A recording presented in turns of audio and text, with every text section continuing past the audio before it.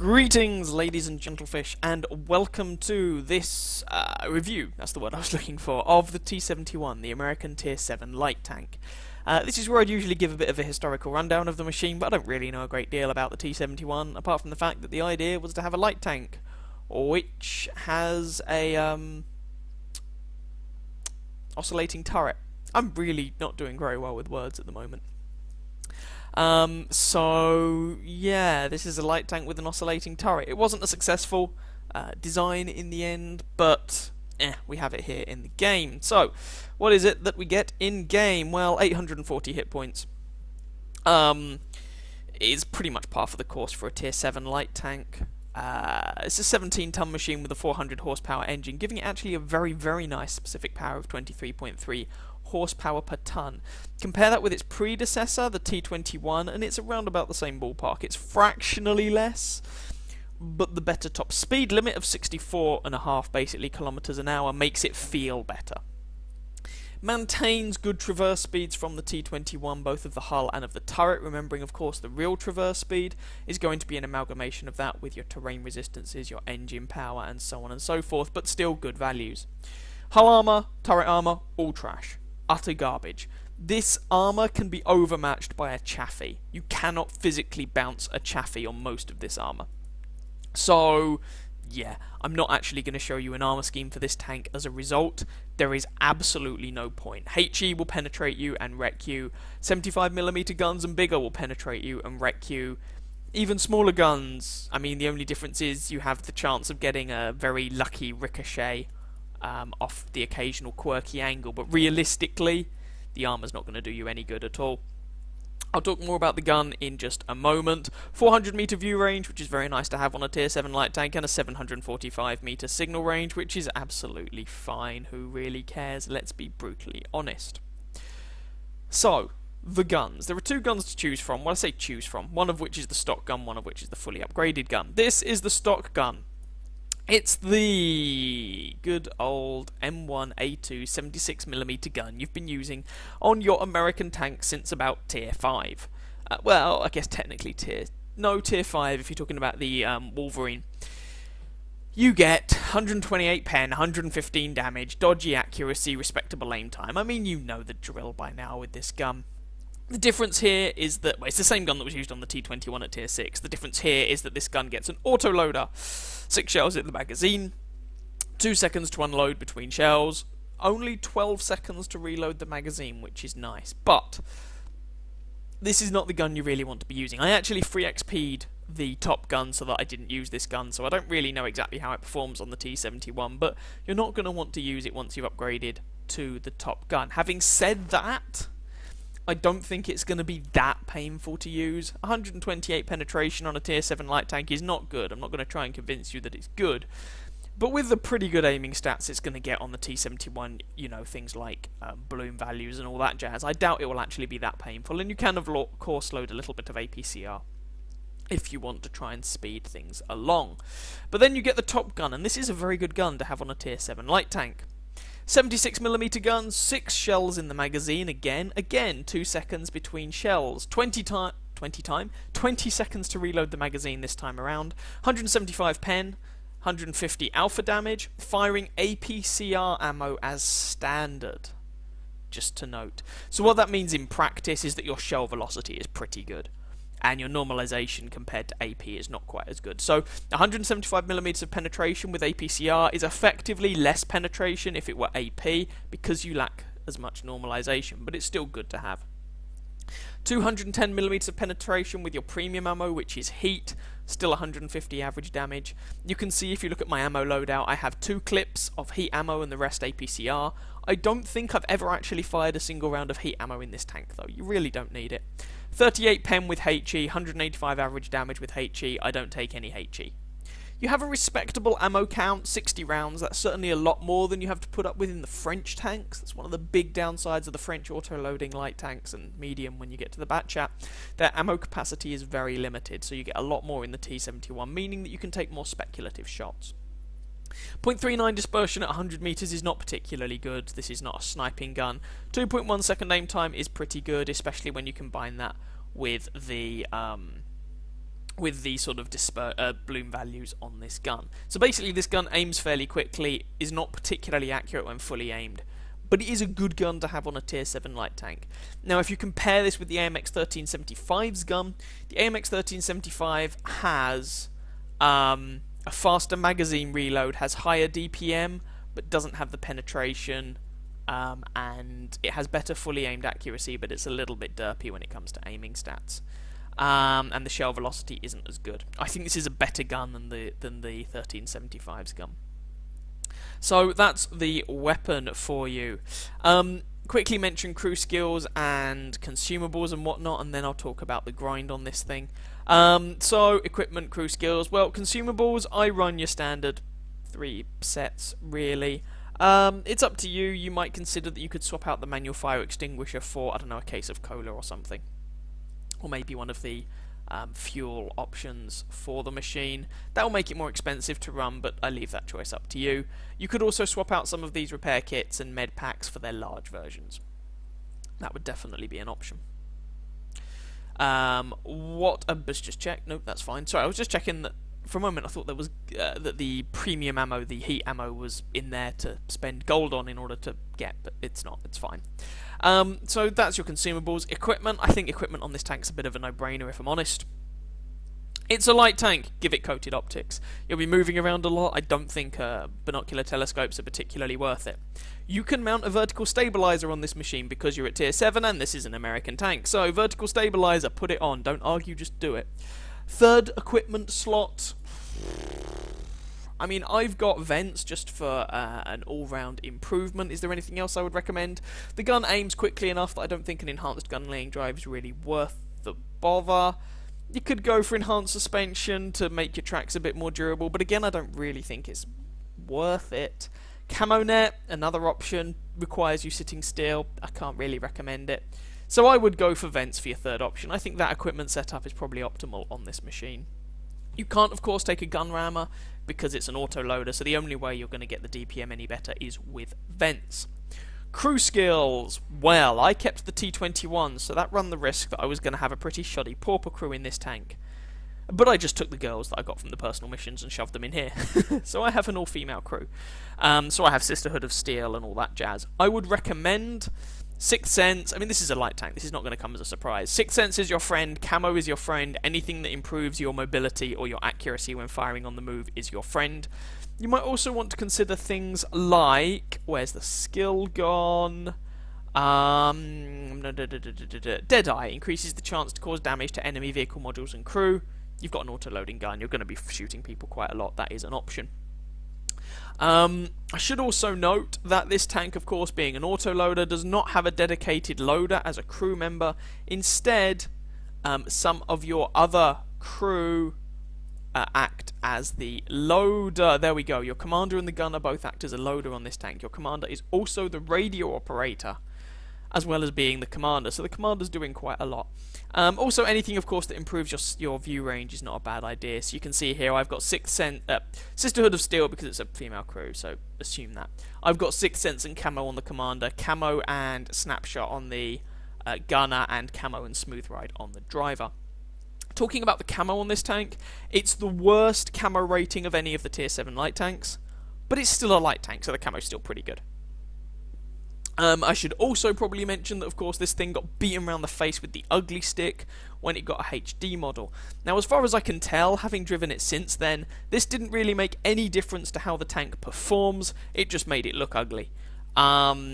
You get penetrated, you got penetrated before, you're not really substantially bigger, maybe slightly, but there's not much in it. Yeah, so there isn't really anything to note there. Should also quickly mention this thing gets 7 degrees of gun depression. Now there was actually, I think it was a glitch in the game back in patch 9.9 or something that gave this tank 10 degrees of gun depression, at least from the reports I've heard. That wasn't intentional, and thus when that got removed it wasn't a nerf to the tank per se. This thing is supposed to have 7 degrees of gun depression. The 10 was the aberration, not the 7. 7 degrees of gun depression isn't fantastic, but it's workable. It's certainly enough for this machine. What about the grind? Well, the main problem with the grind on this tank for a lot of people, I think, is going to be the previous tank that leads up to this machine. You've got the M2 and the M3 Stuarts at tiers 2 and 3 on this line, which aren't particularly painful to play, and a lot of people, people are going to get through these fairly quickly, so I don't really think that's a massive problem. You then have the M5 Stuart at tier 4. Now, when I played this machine, it was a fun little light tank with a little derp gun, and it was great. Now, not so much. It's got this terrible little autoloader, so a lot of people find this a painful tank to play. You then, and this is where it gets kind of awkward, having gone through all these light tanks, you then transfer to a medium tank, the M7 at tier 5. Not a bad machine, not a great machine. It's fast.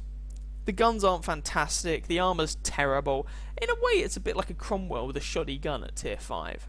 It's not a bad way of describing it. I wasn't a massive fan of the M7, but your mileage may differ. Having changed to a medium tank, you then go back to the light tanks. It's okay going up this line at tier 8. You're then going to go back to the medium tanks, and when you get to tier 10, back to the heavy tanks. And just for those who are wondering why I'm mentioning this, of course, every time you change tank type, when you retrain the crew, if you're retraining for anything other than gold, your XP penalty is far larger for changing tank type. Anyway, you then get the T71, which I have a full review of on my channel, so feel free to go and check it out. A lot of people find that a mediocre tank at best. I really like it. Your mileage may vary. Then you get to the T71. The grind on this thing, as you can see, is actually pretty straightforward. When you get to this machine, you're not really going to have anything unlocked unless you've played through some of the other lines in the game. I mean, this engine you can have from the M103 T54E1, or the T54E1 is later on in this line, but you can get to the T54E1 and the T49 here, and the M41 Walker Bulldog actually through the other light tank line. So if you've played the other American light tank line, you'll already have this radio. If not, then you won't unless you've gotten to the M103 Tier 9 Heavy. So that's the radio. The engine is unique to this tank. The suspension, of course, is unique. It only gets one turret. And this gun, well, this is the first time you encounter this gun. It's used again on the T69, but this is the first time you encounter it. I spent 6,500 free XP on the gun because it's only 6,500 free XP and I wanted to. If you don't want to, you're stuck with the M1A2, which isn't the worst gun in the world, but, it's not as good as the top gun. With the stock engine, your mobility is noticeably worse, ditto for the stock suspension, but it's not terrible. It can still move about well enough to get the job done. So the grind on this tank is actually fairly nice and straightforward. It's nothing to really be too scared of. Now, of course, this is a light tank. You're going to be wanting to spot things, but you're also going to want to do damage from time to time. So the replays I've got to show you, one should be showing you some spotting and some damage, and the second is focusing much more on damage. I'm not going to show you the armor scheme because it's a complete waste of everybody's time. Everything that points at you will penetrate you and do damage. HE rounds are going to wreck you. And I'm not going to talk about the crew module locations because the resource that I usually use to get that information is outdated now. They haven't updated that since the T71 got a HD model. Now, I don't know exactly how that changes things, but certainly just looking at the model of the tank, the driver's viewports are in a different place, indicating that the driver is sitting in a different place. They used to be over here, now they're in the middle. I don't know if the ammo rack's also been moved or whatnot as well. So I don't really know what is reliable from that and what isn't. I will quickly mention here, however, unless it's changed, the ammo rack used to be mounted in the front, which could get quite annoying, and you had sort of engine-y type stuff in the back. It was actually in the front, and I think just on this side of the machine.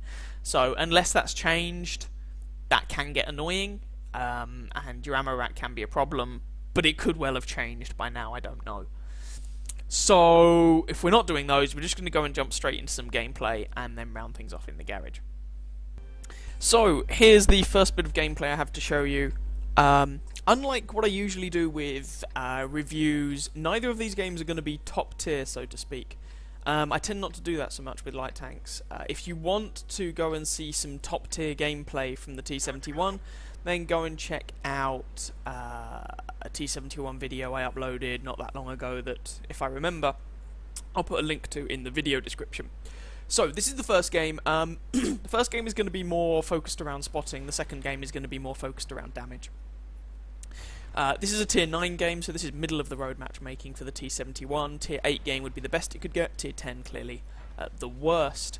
And we're here on Sand River. Now this is a patch 9.8 replay, so this is after they fiddled with the Sand River map, and that means that if you are on... sorry, this is an assault game. We're on the defending team, and on the defending team you have a very strong position here, where you can spot all of the bad guys. Now there's an M46 Patton up here with me as well, which is actually a little unfortunate, because the M46 Patton has an excellent view range, and especially if he's using coated optics, he's probably going to take some of the spotting damage. There's also an IS-8, somewhat optimistically up here. So it's a little more crowded than I would like. Now I was actually, I had Light Tank Mission 15 for the T28 Heavy Tank concept unlocked at the time. That's the mission I was doing at the time. And so I actually wanted as much of this spotting as I could possibly get. But, yeah, anyway. So we've done some spotting, we've found an awful Panther. We actually only damage his tracks, we don't kill him with that shot. But the guy dies either way, so it's all good. Patton and the IS-8 have backed off. The IS-8's lost about half his health trying to use that position, which, considering he has dodgy gun depression, is perhaps not a massive surprise. But I'm just trying to keep these guys lit up. I haven't been spotted yet. I've got 6th sense on this crew, so I would know if I had. So I'm just happily popping up over this ridgeline, trying to spot people, and I may even take some shots if the opportunity presents itself, but the Patton nails that ISU-152, which is a very valuable kill. That BL-10 gun is quite scary. There's also an Object 704 and an SU-152 to go with him. Object takes a load of pain to the face, and I put a couple of rounds into the SU, managing to make those tank destroyers back off. Our IS-8 finally goes down, killed by that Object 704. Let's be honest, the IS-8 wasn't exactly playing to his tank's strengths. I mean, it's a mobile machine. I get why you might want to be aggressive and go to a position that's usually more associated with medium tanks, but this is just not a particularly good IS-8 position. It's certainly not if he's actually going to try and shoot things from it, and if he's not going to try and shoot things from it, as a top tier heavy tank, he should probably reconsider his options, especially as there's already a light tank and a medium tank up here to do the spotting, and the Patton has the gun depression to provide some fire support. So, Object 704 wasn't quite able to put a shot into his side before he backed off, and I decided not to take the shot on the off chance. I probably wouldn't have done any damage. The sides of the Object 704 are rather notoriously difficult to damage, and oh, he's dead now anyway. And I didn't want to risk giving my position away and possibly get thwacked in the face by one of their other multitude of tank destroyers. I mean, we know there was last spotted a Ferdinand over in that direction, a Lerva, so there are still plenty of guys capable of killing me. Now, it's worth pointing out, because this is patch 9.8, the map changes hadn't been around that long, and so all of those tank destroyers camping back there, and indeed a Lerva, they hadn't had long to adjust to the fact that, well, the defending team gets that position in the centre of the map. And there's my first kill. Hurrah! And I just go for a magazine reload here. Why do I go for a magazine reload with 5 rounds left in the magazine? Very simply because, as far as I could see, I wasn't going to have anything to shoot at for a while. So I thought I'd use the opportunity to relocate and see if I could have a full magazine. It's possible you can get ambushed when trying to do that, but if you check your surroundings and see what is and is not likely to jump on you, you can generally judge it fairly well. Magazine reload on this tank, my lord, I'm failing with language today. It's not that long, so generally speaking you can get a bit of a reload in without too much of a risk. Now I take a round in the side there from the Leopard prototype. He shaves off a good chunk of my health, but he doesn't kill me. Repair the engine, and we're just going to wreck this M40, and then there's an SU-14 over there as well. Goodbye to him as well. 2 rounds left in the magazine, going for that reload. Now, depending on what the Lerva's doing, I'm thinking at the moment of going around and killing that Lerva, and I take another round in the rear. Possibly, look like again from that Leopard prototype. So, can't hang around there. Magazine's almost reloaded. I am going for this Lerva, and I'm going for the tracking shot. Why am I going for the tracking shot? Because I could either just unload my magazine into him, but A, that means I have to expose myself for quite a long time, and B, I may not actually do all the damage that way, but there we go. Going for the tracking shot there because I want to pick up the assistance damage from other people shooting him.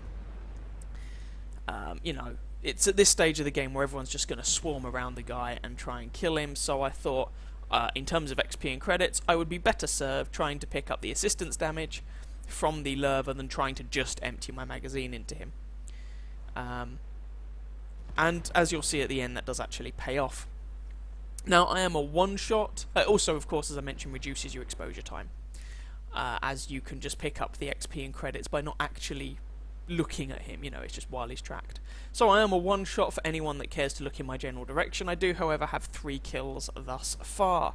Trying to see if I can pick up some more damage on this Leopard and this Waffenträger. Oh, ideally, I'd want to... Oh, that shot missed. So does that one. There's the accuracy for you. And is the Leopard looking at me? I do hope not. Woo, that was close. Ideally, I'd want to go around the long way and come up behind these guys, but I was never going to be able to do that before they died. So there we go. That was the game. And let's go and have a look at the results to see how well we did. So that was enough for First Class Mastery, Spotter Ribbon, Fire for Effect, and the Patrol Duty Medal. We finished at the top of our team with 1,596 damage done, 3 kills, and 1,258 base experience. A special note should go also to the M46 Patton, who was up there with me. 3.6k damage, 1 kill, and over 1,000 base XP from him.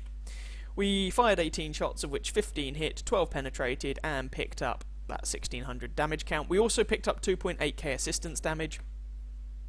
Some of it was from spotting all those guys on the hill and all that jazz, but also we picked up quite a lot of that by tracking the lurver at the end.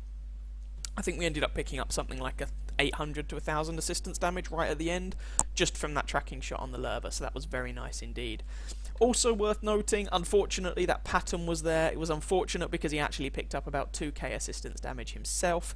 Had he not been there, we may have been able to pick up more rather than sharing it with him, and so I might have had a bit more damage to push me over, because at the time I was going for 5k combined assistance and my own damage and surviving, and 2.8 plus 1.6 is 4 point something. It's not quite 5k. I'm not in the right frame of mind to do maths at the minute. It's not quite 5k. If I'd been able to pick up some more assistance damage, if that pattern hadn't been there, then maybe it would have been 5k. But then again, if that pattern hadn't been there, maybe we wouldn't have had the result that we did. So I'm not going to worry too much about it. We also made a 36,000 credit profit on that game with a premium account. It would have been a 20,000 credit profit without, and all round it ended up being quite a nice game. So there was a game where we did a bit of damage, but it was mainly about the assistance damage. Let's switch things up a bit and think about how we're going to just use this gun to rack the damage up. So here we go with the second game. Immediately you may notice a series of things that are rather not optimal about this matchup. Firstly, this is a tier 10 game, so we are very much at the bottom of the feeding pool. There are 4 tier 10s on each team. There's also a respectable number of tier 8s, so it could be worse, but this is very definitely, you know, bad matchmaking for the T71. Secondly, this is Stalingrad, I think. Yeah, so this is a city map.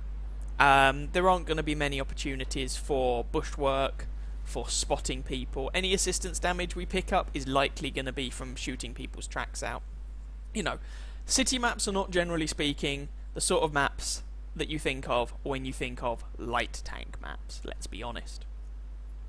Nonetheless, we're going to try and work with it and try and pull a result out of the bag if we possibly can. And if we didn't manage to do anything with this matchmaking, I wouldn't be showing it to you because it would be a very boring game or a very short game and you wouldn't really get to see much. So, I was initially thinking of seeing if I can use some bushes over here. But these guys, these light tanks who are with me, and we've got all 4 light tanks on our team ploughing on ahead. These guys are just, sorry, all 4 light tanks over on this side, but these guys with me are just ploughing on ahead. So at best I'd be providing supporting fire, and this gun is not especially accurate, so that's not really what the tank or the gun is for. So what have we got? We've got a 1390, a 1357, and a T54 lightweight. So 2 tier 8s and 2 tier 7 light tanks, which is not too bad. If we look about what we're likely to be coming across, well, in terms of light tanks, they've got a 1390, an RU-251, LTTB, and another T71. And they've also got some TDs and some medium tanks. Our team is lacking in the medium tank and TD department, but we've had some heavy tanks who have come over to this side of the map as well, so it's not all bad. This Centurion, I have absolutely no idea what he thought he was going to achieve. But for, what, one shot put into a T54E1, he lost most of his health. Well played to him. Oh well. What are you going to do, eh? There is a tier 9 waffle thrower over there. Away in the distance, he doesn't appear to be looking at me, so put some shots into him and then run away when it looks like he is looking at me. 3 rounds left in the magazine, and you want to be continually thinking about how much ammunition do I have left, and is it going to be enough for the next likely engagement? Do I want to reload, or do I want to try and make use of these 3 rounds? Batchat, LTTB, they're all on a slightly lower level, so you could quite easily make the case that I should be reloading my magazine here. But I am currently pondering whether I can put these shots to use into the Object 268 or the Waffenträger. And looking at the number of tanks, woo, ninja building, looking at the number of tanks, enemy tanks over on this side of the map, I am rapidly coming to the conclusion that this is not a fun place to hang out. So I'm going to run away. You're in a light tank. If an engagement is not to your favour, leg it. I'm also using the opportunity to reload the magazine, so I can go into the next engagement with a full clip. Seems eminently sensible.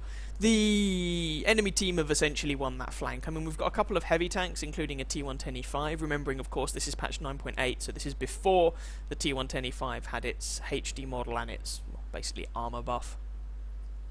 But they have pushed down, and in fact, all of the rest of our tanks are over toward their base. But nonetheless, we have lost the 9 and 0 lines. So, who are we going to go after? Well, we're just going to go hunting. Leopard 1. He has 652 health. We have 900 average damage from our magazine, and we can penetrate a Leopard 1 without too many difficulties. Hey, he's lost some health. We put 1 round in. He's not dead, but there we go. So I was thinking there, can I assassinate this guy? Can I clip him? He'll get 1 shot into me. Can I kill him in the interim? Well, assuming that my team didn't get involved, I would have been able to. As it was, however, wasn't really needed. Scoreline is 8-6.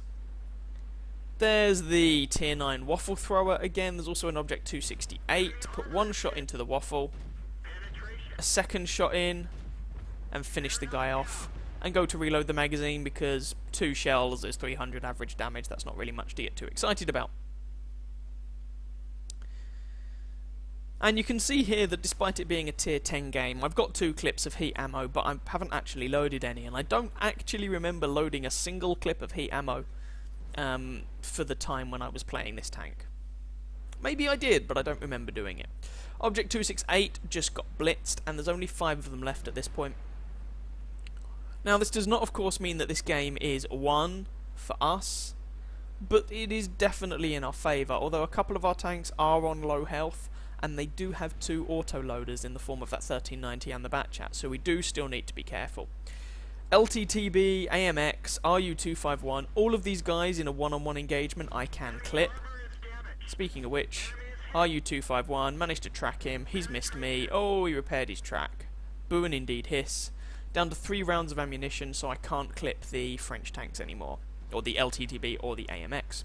AMX has just taken a hit, he's on 419, I can now clip him. Again, that's the continual thought you end up having going through your head. Can I assassinate this guy in 1 clip, or the clip that I currently have loaded? 1 shot into him, 2nd, 1 more should do the work, but someone else does it instead. 1 shot left in the magazine, going for a reload, telling my team that I'm reloading. RU-251 is on just over 300 health, that will likely be 3 shots. LTTB is on over 700, that will probably be about 5 shots to kill him. Almost loaded the magazine. If this guy's just going to YOLO around the corner, no he's not, then we would have him, but he decides not to do that. He takes a hit for his troubles, and 1 shot, 2, 3rd for the kill, And the E75 went down at about the same time. 3 rounds of ammunition left in the magazine, and we're going to put them into this bat chat too. And there's the third, and now we're going for that reload and trying not to get clipped by his 105mm gun. He's in a whole world of hurt though, and there's a very good chance that he's not going to survive this. No, there we go. And that was the game. So in the end, we weren't actually able to assassinate many people, but we were able to come around and put some damage into targets as it was useful to do so, as it became necessary, and just kind of generally help our team out and provide a supporting role. So, how did we do in terms of XP and credits? Let's go and have a look.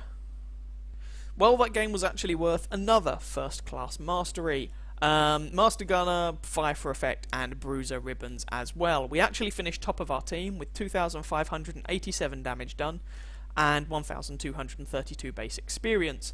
If you'd have ordered this by damage instead, then we'd have finished, what, first, second, third on our team, which in a Tier 7 light tank and a Tier 10 game on a city map is not too shabby.